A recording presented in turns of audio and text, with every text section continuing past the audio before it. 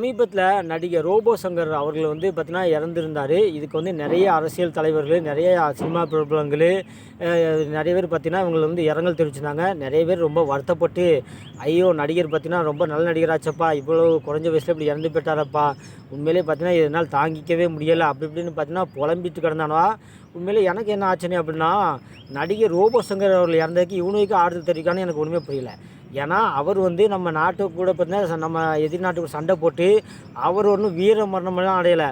அவர் பார்த்தீங்கன்னா குடிச்சே பார்த்தீங்கன்னா உடம்பை கெடுத்து ஹாஸ்பிட்டலில் போய் படுக்கையாகி பார்த்தீங்கன்னா இறந்து போனார்.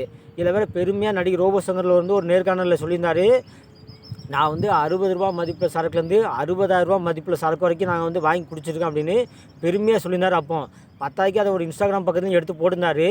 இன்றைக்கி பார்த்தீங்கன்னா அதோட விளைவு உயிர் பார்த்தீங்கன்னா எடுத்துட்டு அந்த தற்கொலை பார்த்தீங்கன்னா குடிச்சு உடம்பை கெடுத்து இறந்து போனான். இதுக்கு நிறைய பேர் பார்த்தீங்கன்னா ஆறுதல் தெரிவிச்சுட்டு அழுதாப்பட்டு அழுதுட்டு கிடக்கானாம். உண்மையிலே இந்த ரோபோ சங்கர் அவர்கள் பார்த்தீங்கன்னா ஒரு தவறான முன்னுதாரணங்க இப்போ உள்ள சமுதாயத்துக்கு. ஏற்கனவே தமிழ்நாட்டு நிறைய இளைஞர்கள் பார்த்தீங்கன்னா மது போதைக்கு அடிமையாகிட்டு இருக்கானோ.